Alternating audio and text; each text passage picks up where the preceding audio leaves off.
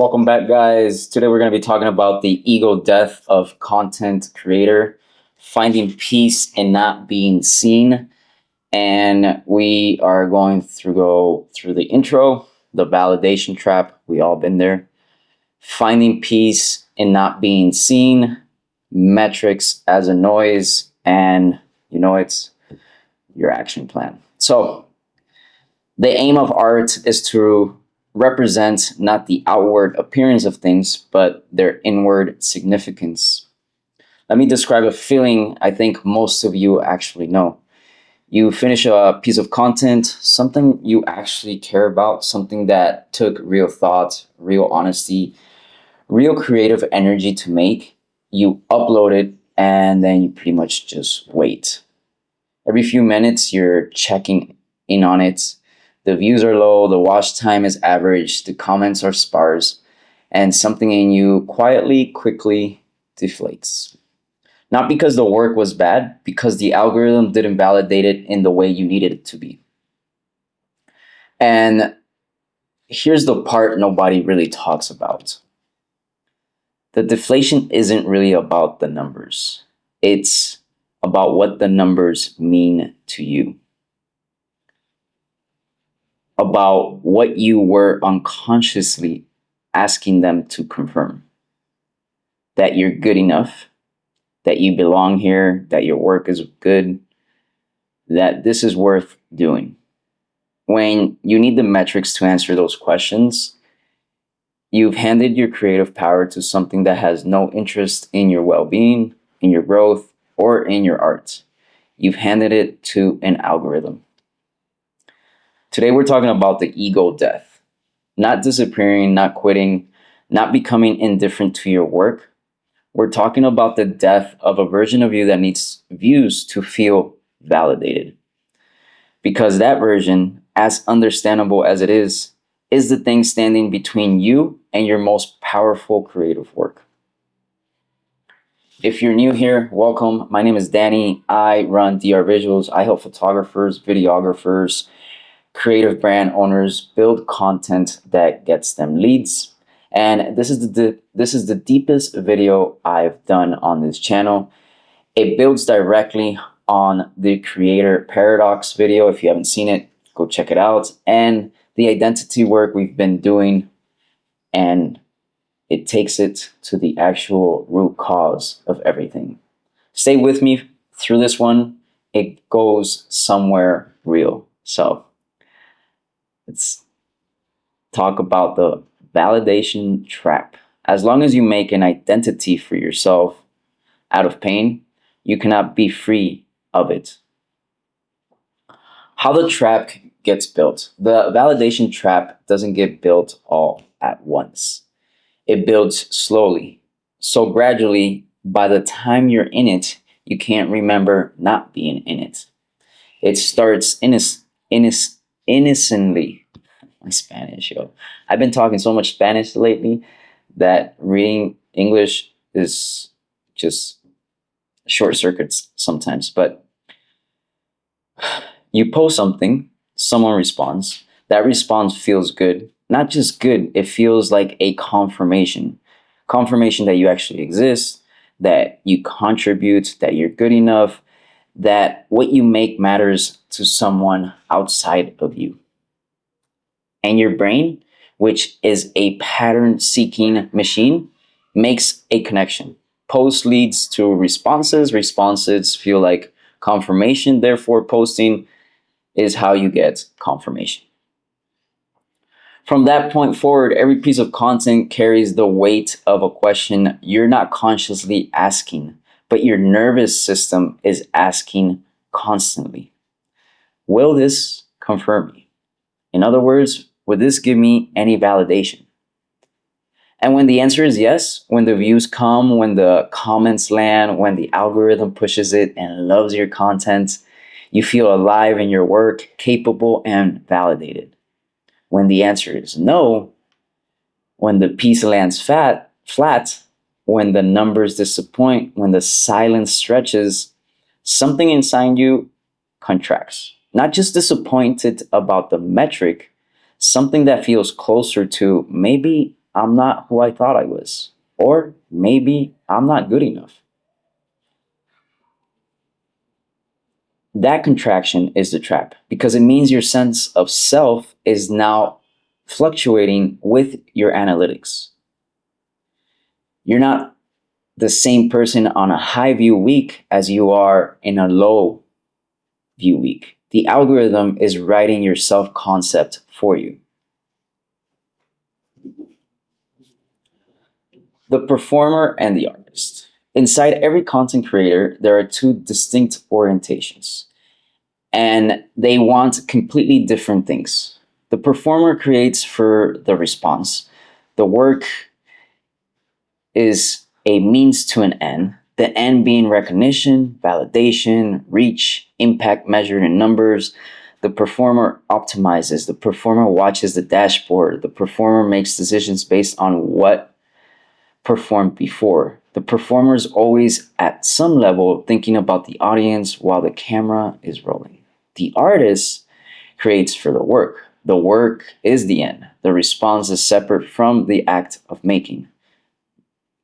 A consequence rather than a purpose. The artist makes decisions based on what it feels to be true. The artist sometimes makes things nobody else will understand. The artist is fully present in the making and genuinely indifferent to the reception. Not in a cold way, but in the way that someone deeply absorbed in something real is temporarily unreachable by external judgment. Most content creators are trying to be both simultaneously. And the conflict between them, the performer calculating reach while the artist tries to be present, is what produces content that feels both effortful and hollow. The performer kills the artist's presence, and the artist's absence kills the performer's results. This is the core of the validation trap. And the exit is not becoming purely one or the other. It's learning to keep them in separate rooms. What the algorithm is actually doing to you. I want to be direct about something that most people in this space don't say clearly enough. The YouTube algorithm or the social media algorithm is not a judge of quality. It's a predictor of engagement patterns. It rewards what keeps people on the platform. That is its only interest. It has no capacity to evaluate depth, no ability to recognize the video that changed someone's life, no mechanism for measuring the piece that 100 people forwarded exactly to the right person who needed it. It measures times, clicks, and scrolling patterns. While you hand your self-worth to an algorithm, when you let its outputs tell you whether your work is good, whether you belong here, whether this is worth continuing, you are letting a traffic prediction model write your creative identity.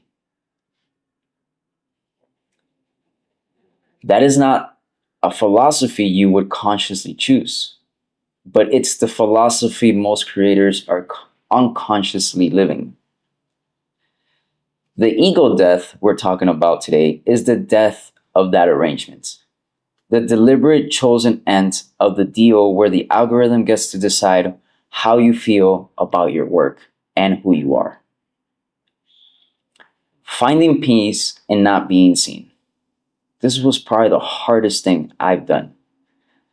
The most regretful people on earth are those who felt the call to creative work, who felt their own creative power restive and uprising and give it to neither power nor time.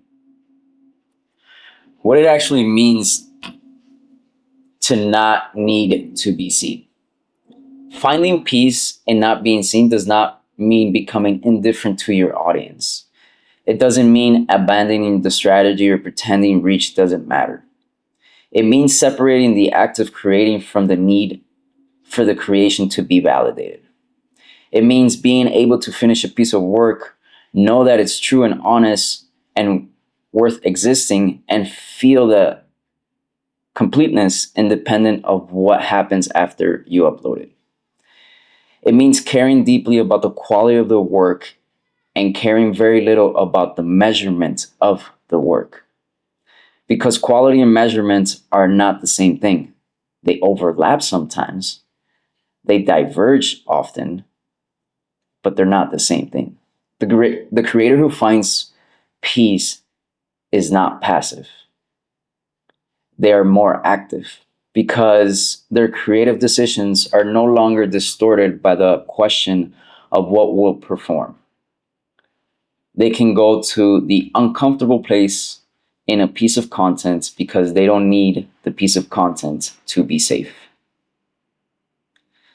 They can take the unpopular position because they don't need the piece to be approved. And here's the paradox that I've watched play out repeatedly. When you stop needing to be seen, when you stop making the algorithm and start making it for the truth and the authentic self of your brand or yourself, your work often becomes more seen than it ever was when you were trying.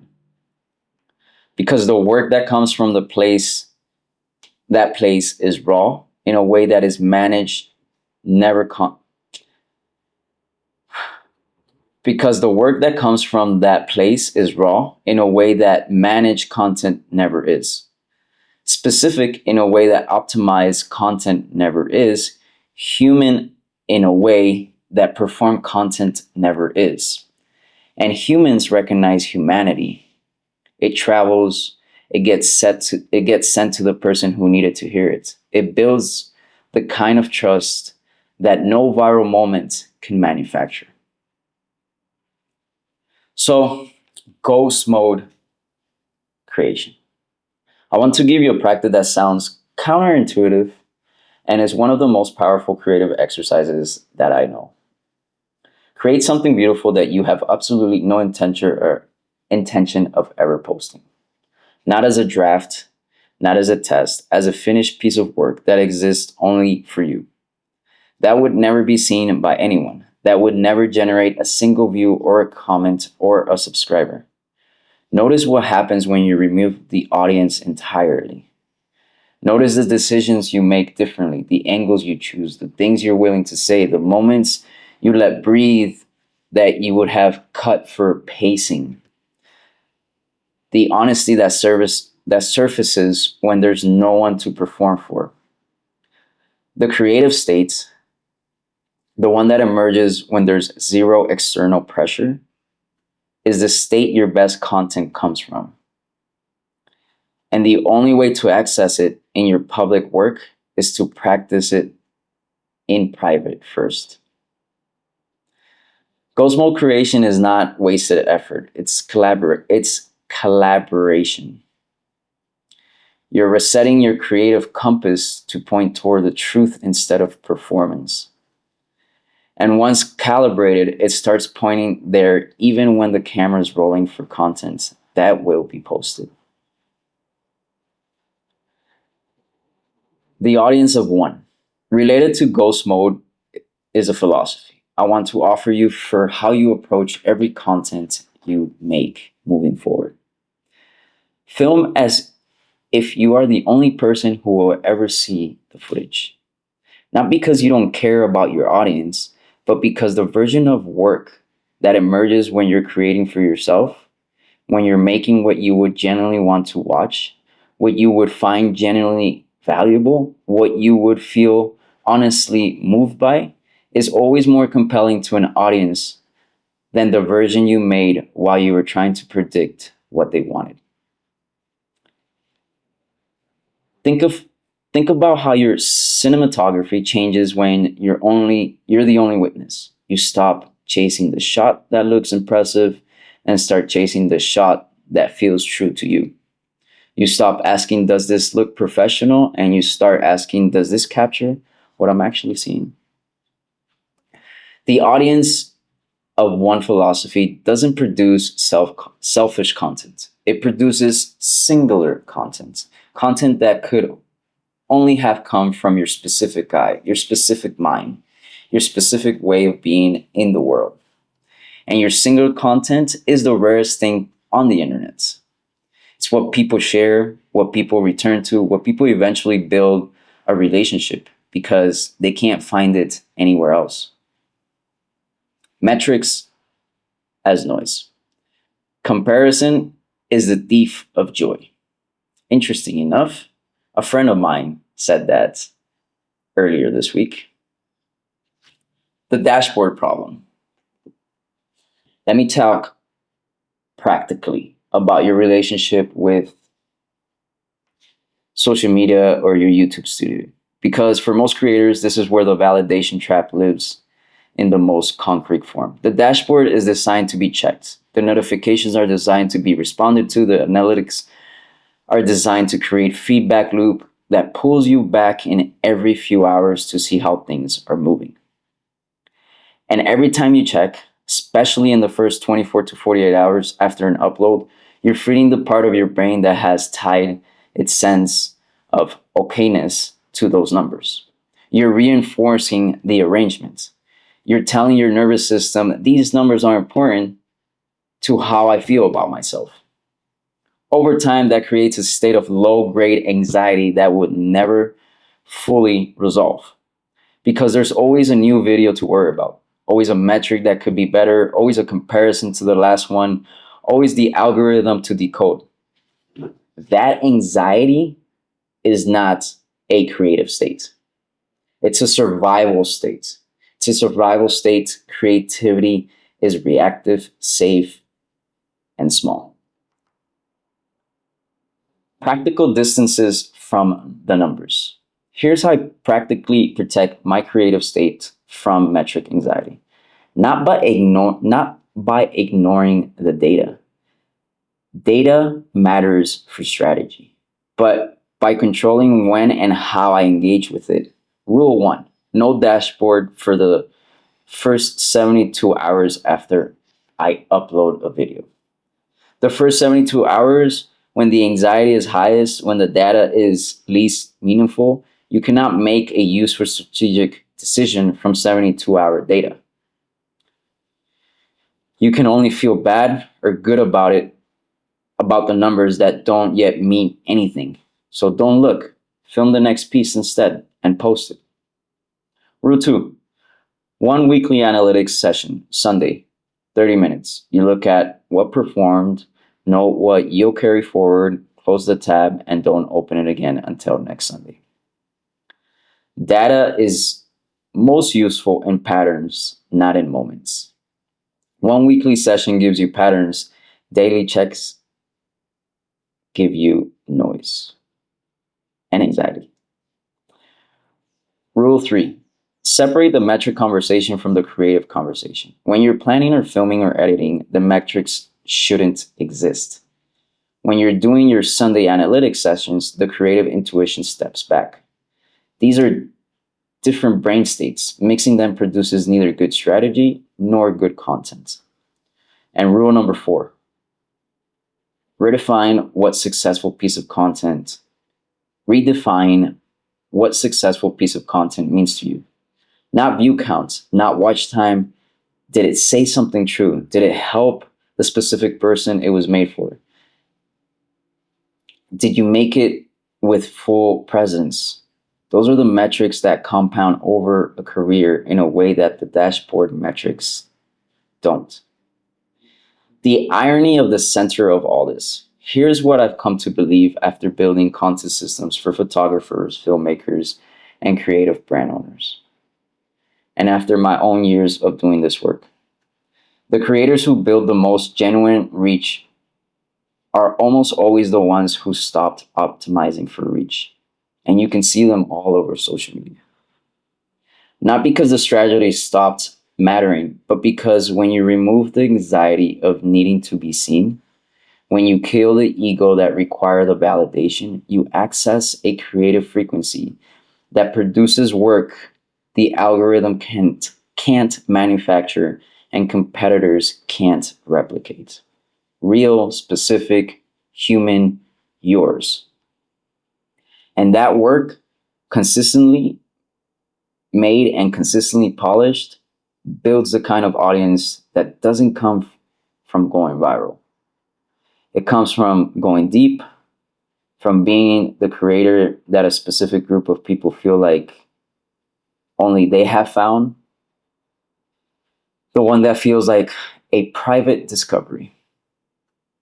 That's what ego death produces, not invisibility, a different kind of visibility, one built on truth instead of performance, one that lasts because it was never about being seen in the first place. So, your action plan. This is what I want you to do. Find 5 things to do this week, not someday, this week. These are practices that start the shift from performing to creating. Create one ghost piece this week, one piece of content, say short film, a sequence, a talking head, anything with a non-negotiable rule. It never gets posted. Make it as good as you can. Make it entirely for yourself.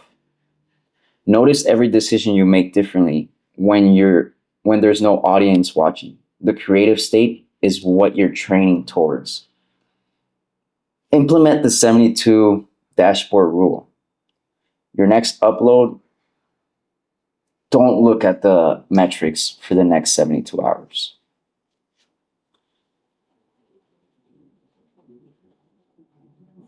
Film one sequence as the audience of one. On your next shoot, personal or client, spend 10 minutes filming something purely for yourself. No brief, no deliverables, just what you find genuinely interesting in that space. What would you actually want to see? Notice what you chose and how it differs from your briefed work. The gap is information about where your creative voice actually lives. Identify one metric you would stop checking daily. Pick one number you currently check too often. Views, subscribers, watch time, likes. Write it down, set a rule. I will look at this number on Sunday during my week analytics session. Then honor that rule for a full week. Notice how much creative energy returns when that number stops living in your daily awareness. The ego death isn't one moment, it's practice. These 5 actions are the beginning of it. And here's what I want to leave you with. The work you're most afraid to make, the piece that's too personal, too specific, too honest, too much, is almost always the work that most needs to exist. The algorithm didn't ask for it, your audience didn't request it, but the creative who makes it anyway from a place of complete indifference to its reception is the creative who builds something that can't be replicated. Make that piece. Don't wait for permission. Don't wait for reading. Don't wait to be ready. Don't wait to see if it performs. Just make it for the work because it's true, because it deserves to exist. So, if you want to build a content system rooted in this philosophy, one that's consistent and strategic and also genuinely yours, that's the work we do at DR Visuals. We build the infrastructure that leads you to create from truth and still get found by the right people. Down below, I'll leave the link to a strategy call. You'll also get a link to the Scroll Stop playbook. It has a bunch of AI prompts, how to pitch to clients, and subscribe if this landed somewhere deep with you. Share it with a creative who's burning out of chasing numbers, and I'll see you guys in the next one. Peace.